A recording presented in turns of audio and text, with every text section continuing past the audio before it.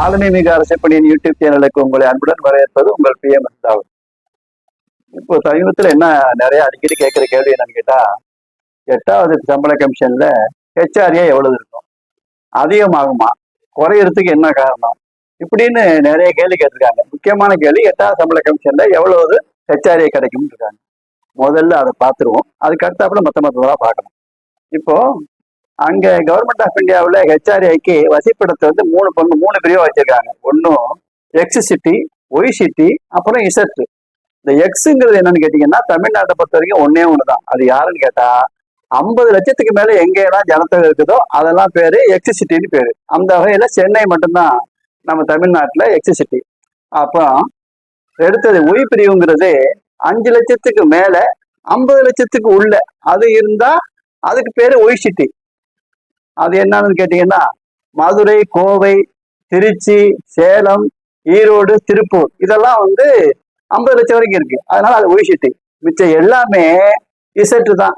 அது வந்து 500 பேர் உள்ள குக்கிராமத்துல ஒரு கவர்மெண்ட் ஆஃப் இந்தியா ஊழியர் வேலை பார்த்தாலும் கூட அது இசட்டு சிட்டிக்கு என்ன உள்ளதோ, ஊருக்கு என்ன உள்ளதோ அந்த HRA கிடைச்சிடும்.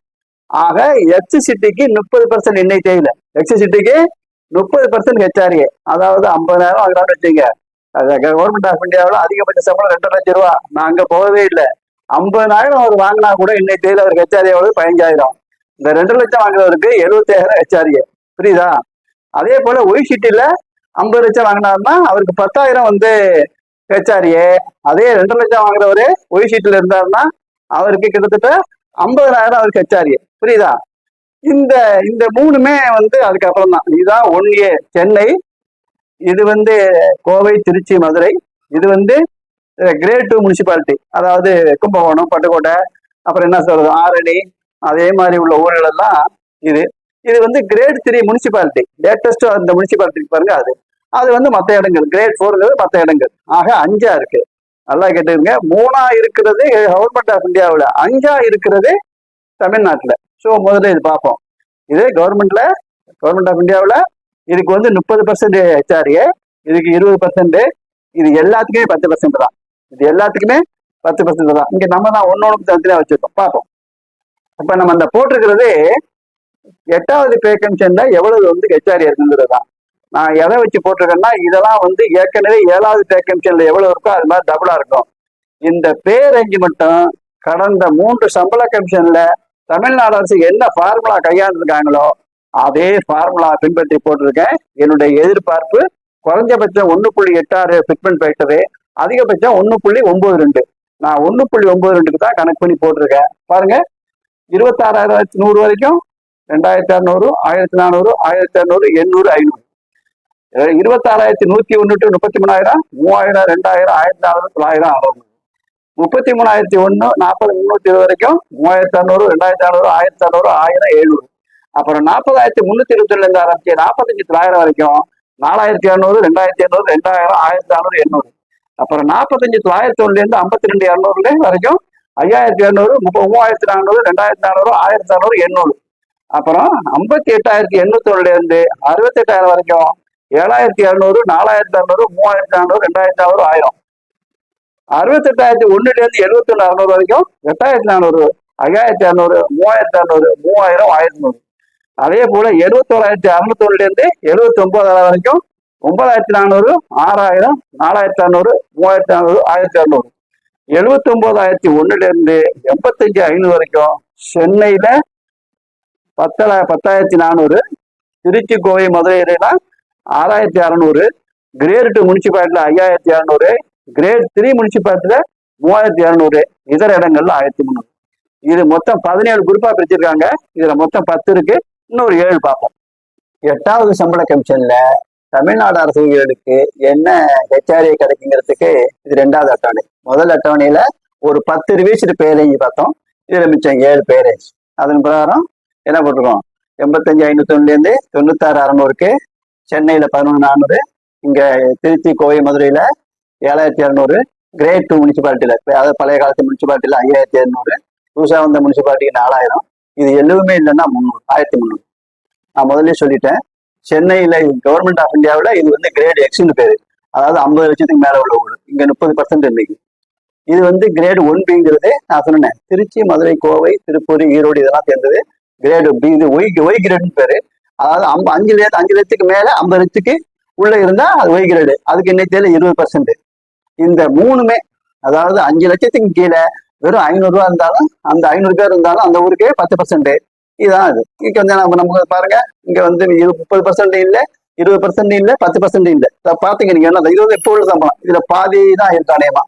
இப்போ 96,600 வரைக்கும் இது, 99,100 வரைக்கும் இது, 1,03,700 வரைக்கும் இது, 1,06,600 வரைக்கும் இது, 1,09,200 வரைக்கும் இது, 1,23,300 வரைக்கும் இது, 1,23,301 தாண்டிட்டா, அதாவது வர்ற வேக்கன்ஷன்ல வந்து குறைஞ்சபட்ச சம்பளம் கிட்டத்தட்ட 34,560 ரூபாய் எதிர்பார்க்கறது. அது 1.92 பிரகாரம். அதிகபட்சமா வந்து 4,80,000 எதிர்பார்க்கப்படுது. ஆனால் இப்ப என்ன ஆகுது, 1,23,301 மேல ஹெச்ஆர்ஏ ஏறாது. யாருக்கு? சென்னைக்காரவங்களுக்கு. சரி, போயிட்டு போகுது. இந்த திருச்சி, அதாவது 30%ங்கிறது ஏறாது. இதான் இது பர்சன்டேஜ் அப்புறம் பார்ப்போம். அதே போல திருச்சிக்காரவங்களுக்கு 1,06,600 மேல போயிடுச்சுன்னா, அதுக்கப்புறம் பாத்தீங்கன்னா தொடர்ந்து எவ்வளவு இருந்தாலும் எவ்வளவு, 1,06,600 மேல எவ்வளவு வாங்கினாலும் 8,600 தான். சரி, போயிட்டு போகுது. இந்த கிரேட் 2 முனிசிபாலிட்டி இருக்கு பாருங்க, அவங்களுக்கு 1,03,700 மேல போனா 6,400 தான், மாறாது.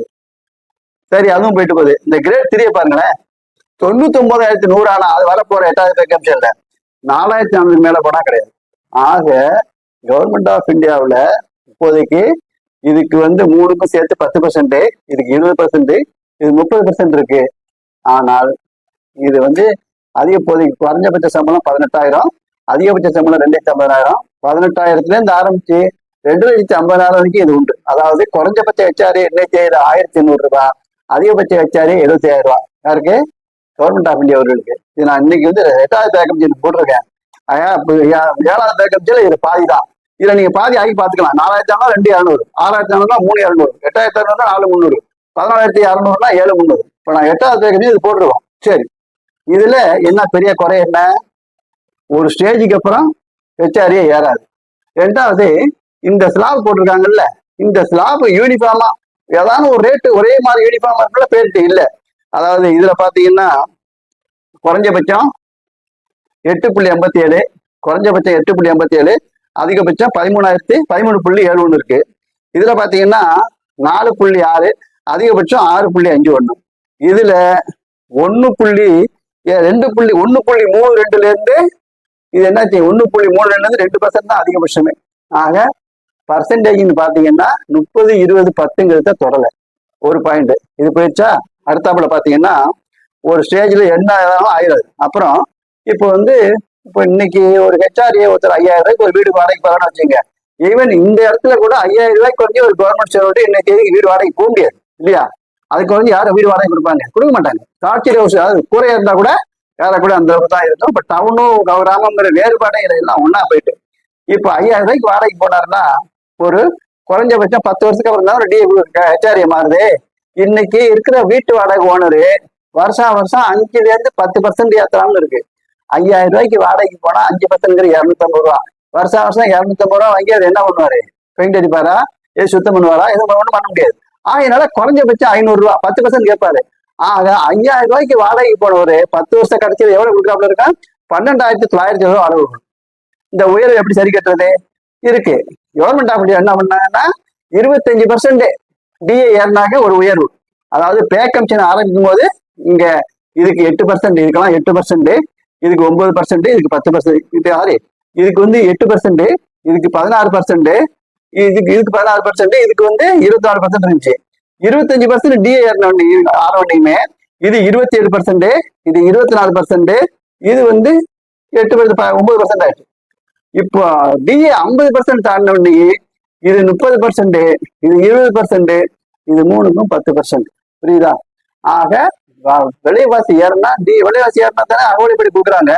அப்ப அதுக்கு தகுந்தாப்புல என்ன பண்றாங்க?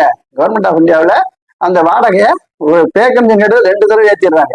ஆனா நமக்கு ஒரு தடவை கொடுத்தா அடுத்த 10 வருஷம் ஒண்ணு கிடையாது. அதுதானா? அப்புறம் சிசிஏன்னு ஒண்ணு இருக்கு இல்லையா. இந்த சிசிஏங்கிறது இன்னைக்கு தேதியில 7வது பேக்கம்ஜன்ல குறைஞ்சபட்சம் 150 ரூபா, அதிகபட்சம் 1,200 ரூபா. நம்ம என்ன சொல்றோம்? இந்த சிசிஏ வந்து 6வது பே கமிஷனோட கவர்மெண்ட் ஆஃப் இந்தியாவில் எடுத்துட்டாங்க. அது தேவையில்லை, அது அர்த்தம் இல்லாம இருக்கு. எப்படி அர்த்தம் இல்லாம இருக்குன்னா, இப்போ அதே குறைஞ்சபட்ச சிசிஏ சிட்டி கவர்மெண்ட் அலவன்ஸ் 150 ரூபா. இப்போ மன்னார்குடிங்கிற ஒரு கிரேட் 2 முனிசிபாலிட்டிக்கு பக்கத்துல பாமணின்னு ஊருக்கு வச்சுங்க. பாமணியில உள்ள ஒரு குடும்பம்னா ஒரு கணவன் ஒரு மனைவி 2 பிள்ளைன்னு சொல்லியிருக்காங்களா. இந்த 4 பேரும் சேர்ந்து பாமணிலே ஒரு ரவா தோசை சாப்பிட்டா 50 ரூபா தான், 4 பேருக்கு 200 ரூபா. இந்த 4 பேரும் மன்னார்குடிக்கு ஏதோ வேலையா போய் மன்னார்குடியில ஒரு ரவா தோசை சாப்பிடணும்னு ஆரம்பிச்சாங்கன்னா ஒரு ரவா தோசை 100 ரூபா. ஆக 4 பேருக்கு 400 ரூபா. பாமணியில சாப்பிட்டா 200 ரூபா. ஆக ஒரே ஒரு தடவை ஒரே ஒரு ரவா தோசை சாப்பிட்டாலும் என்ன ஆகுது, 200 ரூபா கூட வருது. இது காமன் சிட்டி 150 ரூபா கொடுத்து என்ன ஆகுது. ஆகையினாலதான் என்ன பண்ணிட்டாங்க, கவர்மெண்ட் ஆஃப் இந்தியாவில அதை ஹெச்ஆர்ஏல சேர்த்து கொண்டு வந்துட்டாங்க. ஸோ ஆக மொத்தத்துல இந்த ஸ்லாப் சிஸ்டத்துல பேரிட்டி கிடையாது, ஒரே மாதிரி பர்சன்டேஜ் இல்லை. ஒண்ணு. ரெண்டாவது, ஒரு குறிப்பிட்ட ஸ்டேஜுக்கு அப்புறம் ஹெச்ஆர்ஏ ஏறாது. மூணாவது, விலைவாசிக்கு தகுந்தாப்புல டிஏ தான் ஏறுமே தவிர ஹெச்ஆர்ஏ ஏறாது. மாறாக பர்சன்டேஜ் நான் எவ்வளவு குறைச்சலா இருந்தாலும் பரவாயில்ல, பர்சன்டேஜ் கொடுத்தா ஒவ்வொரு இன்கிரிமெண்ட்டுக்கும் டிஏ ஏறும். எப்படி ஒவ்வொரு இன்கிரிமெண்ட்டுக்கு டிஏ ஏறுதோ அதே மாதிரி என்ன ஆகும், ஹெச்ஆர்ஏ ஏறும். அது கிடைக்கும். இந்த பேரிட்டி இருக்கும். உங்களுக்கு கூட குறைச்சோம்னா குறைச்ச ஹெச்ஆர்ஏ, கூட சம்பளம்னா கூட ஹெச்ஆர்ஏ.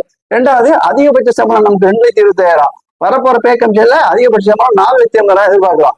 அந்த 4,80,000 ஹெச்ஆர்ஏ கிடைக்கும். இந்த மாதிரி பிரேக் ஆயிடும். ஸோ இந்த மாதிரி இதெல்லாம் இருக்கு. அரசாங்கம் நல்லா பரிசீலனை பண்ணி தான் எதையும் செய்யறாங்க. இருந்தாலும் அவங்க தர்றவங்க, நம்ம வாங்குறவங்க, நம்முடைய தேவையை நம்ம தான் முறைப்படி ஒரு கோரிக்கை மூலம் கொடுக்கணும். நான் ஏற்கனவே சொல்லியிருக்கேன், டெர்மினல் சார்ஜ் 3 ரூபா 5 ரூபா 5 ரூபா 10 ரூபா யூனிஃபார்மா 10 ரூபா ஆக்கணுறதுக்கு என்னுடைய கோரிக்கை நான் கொடுத்து சொல்லியிருக்கேன். அதே மாதிரி எதுக்கும் இப்போதான ஒரு கோரிக்கையை, அதாவது அபிஷியல் கமிட்டிக்கு முன்னாலேயே நம்ம ரெடி ஆகி பண்ணினோம்னா இது விடிய பிறக்கலாம், ஹெச்ஆர்ஏ உயரலாம். நன்றி.